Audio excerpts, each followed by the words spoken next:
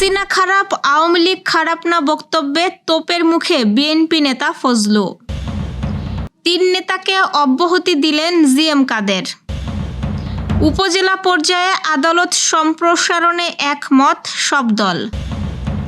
৬ মাসের মধ্যে সব সরকারি অফিস, স্কুল, কলেজ, মাদ্রাসা ও হাসপাতালে সোলার প্যানেল স্থাপন করা হবে।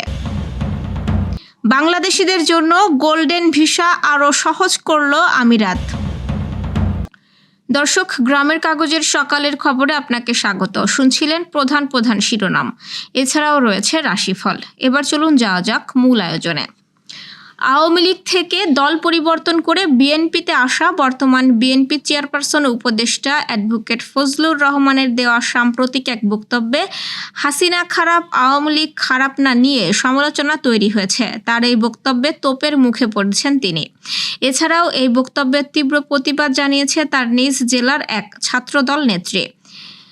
কিশোরগঞ্জ সরকারি মহিলা কলেজ ছাত্রদলের সভাপতি নুসরাত জাহান তার ব্যক্তিগত ফেসবুক আইডি থেকে এক পোস্টের মাধ্যমে ফজলুর রহমানের বক্তব্যের প্রতিবাদ জানান। পোস্টে তিনি লেখেন, হাসিনা খারাপ, আওয়ামী লীগ খারাপ না। ফজলুর রহমানের এই বক্তব্যে আমাদের কাছে বিভ্রান্তিকর এবং ইতিহাস ও বাস্তবতার পরিপন্থী। আমি এই বক্তব্যকে ঘোরতরভাবে প্রত্যাখ্যান করছি। এটি বিএনপির লক্ষ লক্ষ ত্যাগী নেতা কর্মীর অনুভূতির প্রতি চরম অবজ্ঞা। আমরা ব্যক্তি নয়, বক্তব্য ও আদর্শ নিয়ে কথা বলি। আদর্শচ্যুতি ও অপসংস্কৃতির বিপরীতে আমরা সর্বদা সোচ্চার।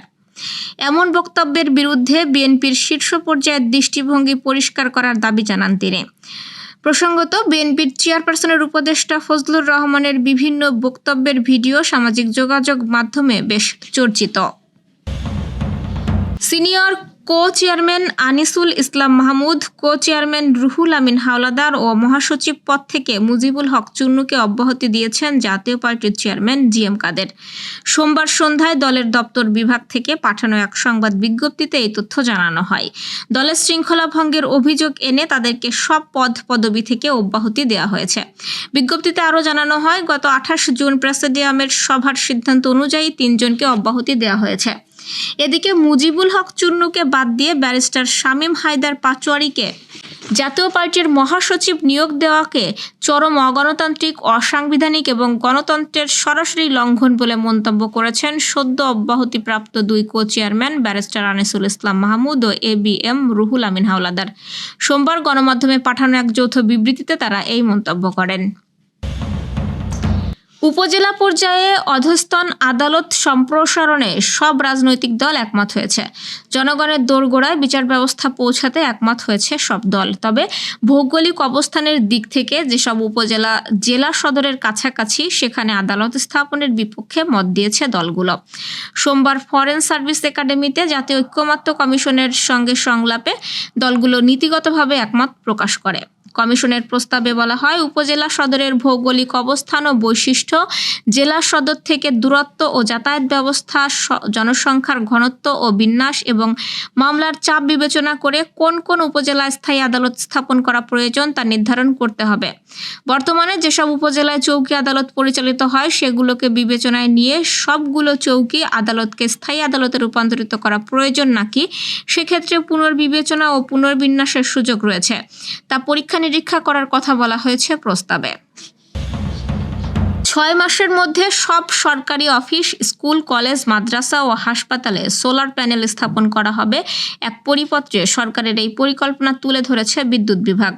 সরকারি অফিসের ক্যাপেক্স এবং স্কুল, কলেজ, মাদ্রাসা ও হাসপাতালের ওপেক্স মডেলে বিনিয়োগ করা হবে। এক্ষেত্রে প্রতিষ্ঠানগুলোর কোনো ব্যয় বহন করতে হবে না।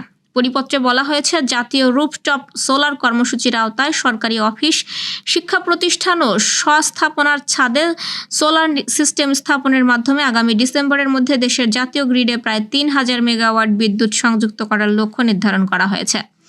বাংলাদেশ নবায়নযোগ্য জ্বালানি নীতিমালা ২০২৫ অনুযায়ী সরকার ২০৩০ সালের মধ্যে মোট বিদ্যুৎ চাহিদার ২০% এবং ২০৪০ সালের মধ্যে ৩০% নবায়নযোগ্য উৎস থেকে পূরণের লক্ষ্যমাত্রা নির্ধারণ করেছে।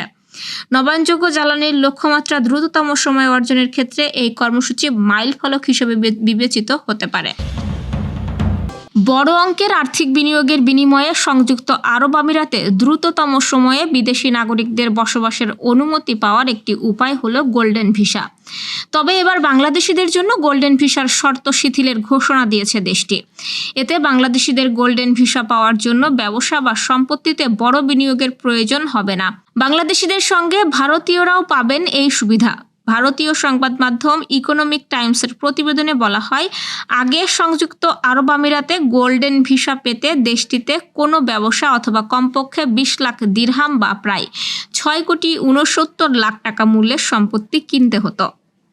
তবে নতুন মনোনয়ন ভিত্তিক ভিসা নীতির আওতায় বাংলাদেশি ও ভারতীয়রা মাত্র 1 লাখ দিরহাম বা প্রায় 33 লাখ টাকা ফি দিয়ে গোল্ডেন ভিসা বা আজীবন দেশটিতে বসবাসের সুযোগ পাবেন। এ পর্যায়ে জেনে নিব কেমন যাবে আপনার আজকের দিন, অর্থাৎ 8 জুলাইয়ের রাশিফল।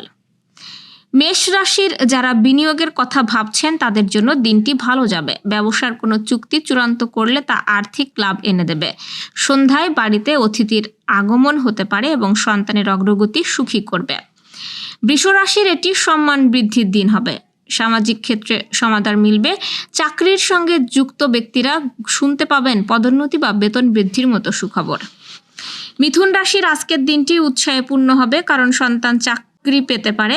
স্ত্রীর কাছ থেকে সব বিষয়ে সমর্থন মিলবে। যারা নতুন ব্যবসা শুরুর কথা ভাবছেন তাদেরও দিনটি ভালো যাবে। কর্কট রাশিকে অনেক বাধার সম্মুখীন হতে হবে, শুধুমাত্র তারপরেই সাফল্য মিলবে। পিকনিকে যাওয়ার প্রস্তুতি নিলে সাবধান থাকা দরকার। সাবধানে গাড়ি চালান, না হলে দুর্ঘটনার আশঙ্কা আছে। সিংহ রাশির প্রেম জীবন শুভ। প্রেমিক প্রেমিকাকে পরিবারের সঙ্গে দেখা করানোর এটাই আদর্শ সময়। অংশীদারি ব্যবসা লাভজনক সাব্যস্ত হলেও পূর্বে বাবার পরামর্শ নেওয়া দরকার। কন্যা রাশির দিনটা মাঝারি মানের কাটবে। চারপাশে বন্ধু সেজে অনেক শত্রু লুকিয়ে আছে, এদের থেকে সাবধান থাকা প্রয়োজন। কাউকে টাকা ধার দিলে তা ফেরত আসার সম্ভাবনা কম। অপ্রয়োজনীয় ব্যয় না এড়াতে পারলে আর্থিক পরিস্থিতি দুর্বল হবে এবং তা চিন্তিত করে তুলবে। তুলা রাশির দিনটা ভালো হতে চলেছে। ভাগ্য সহায় হবে। ব্যবসায়ীরা গুরুত্বপূর্ণ সিদ্ধান্ত নিতে পারেন। নতুন চাকরির খোঁজ আসতে পারে, তবে বর্তমান কাজে উন্নতি হচ্ছে মনে হলে চাকরি বদলানো উচিত হবে না।